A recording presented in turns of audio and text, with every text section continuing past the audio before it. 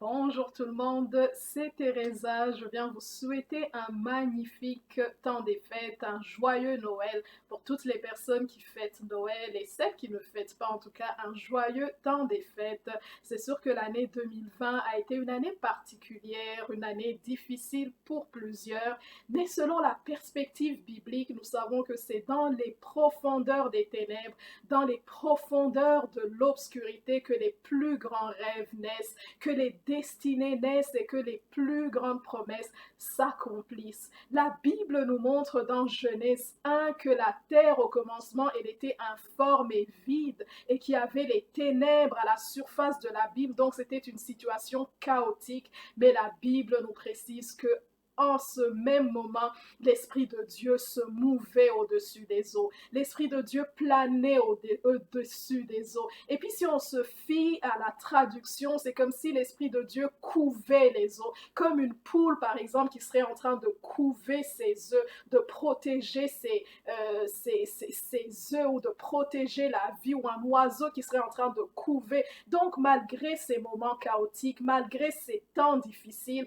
malgré cette situation apparemment chaotique, malgré ce tohu-bohu, l'Esprit de Dieu était présent et il se mouvait, il couvait au-dessus des eaux. Donc il était là, il planait au-dessus d'une vie potentielle, parce que l'eau, ça peut nous rappeler, ça peut faire référence à la vie. Donc malgré cette situation chaotique, Dieu était présent. Malgré la situation chaotique que l'on peut vivre aujourd'hui en 2020, dans les mois précédents, même aujourd'hui, l'Esprit de Dieu, Dieu est présent à côté de nous, il est présent, il est prêt à agir, parce qu'on voit que l'Esprit de Dieu ne reposait pas, il ne dormait pas au-dessus des eaux, mais il planait, il se mouvait, il était en action. Et la première chose que Dieu va dire, il va dire que la lumière soit, et il va séparer les ténèbres d'avec la lumière, afin que même lorsqu'il va générer la vie, que les personnes qui seraient récipiendaires de cette vie, que ces personnes-là puissent faire la différence entre le bien, le mal, entre les ténèbres et la lumière, afin que lorsque même ces personnes auront la vie ou auraient la vie, qu'elles puissent savoir choisir la lumière et non pas les ténèbres, afin de ne pas se retrouver encore dans cette situation chaotique. Et j'aime le parallèle que Jean va faire dans son évangile.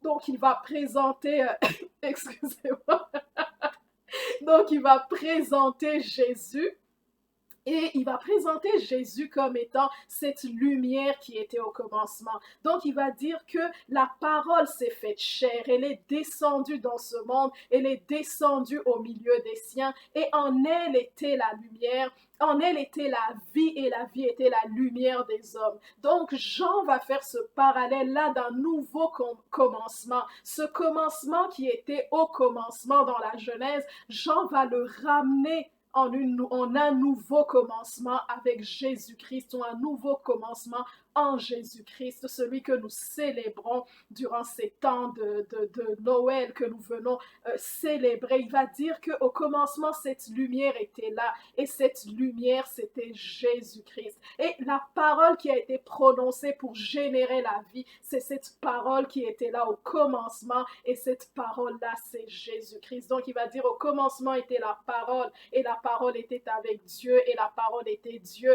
Mais à un moment donné, cette parole est descendue au milieu de nous. Elle est venue habiter au milieu de nous, pleine de grâce et de vérité, mais alors qu'elle était descendue au milieu des siens, alors qu'elle est descendue dans le monde ne l'a pas reçue, et les siens ne l'ont pas reconnue. Mais à tous ceux qui l'ont reçue, j'aime beaucoup ce verset qui va dire, à tous ceux qui l'ont reçu, il leur a donné le pouvoir de devenir enfants de Dieu.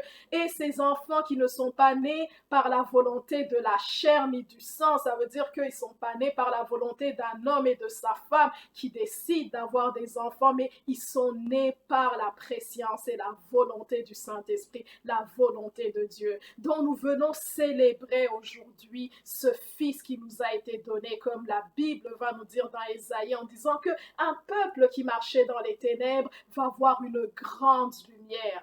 Donc ceux qui étaient dans les ténèbres, sur eux une lumière va resplendir. Ceux qui étaient dans cette situation chaotique, une lumière va resplendir. Donc aujourd'hui, durant ces temps des fêtes, durant ce réveillon pour ceux qui fêtent Noël, en tout cas, je viens dire que Dieu nous bénisse, que Dieu vous bénisse, que Dieu vous donne d'expérimenter, pour ceux qui n'ont pas encore expérimenté une nouvelle naissance, une nouvelle vie avec Jésus-Christ, d'expérimenter cette vie en Jésus-Christ. Et pour ceux qui connaissent déjà Jésus-Christ, de savoir que c'est dans les profondeurs de l'obscurité, dans les profondeurs des ténèbres, que les plus grandes promesses peuvent s'accomplir. Alors qu'on penserait qu'on est au fond du trou, au fond du gouffre, c'est là que les rêves les plus extraordinaires peuvent s'accomplir. La Bible nous montre qu'il y avait comme un gap de trou de 400 ans, il y avait comme une brèche de 400 ans avant la venue de Jésus, et le peuple était dans l'obscurité, le peuple était dans les ténèbres,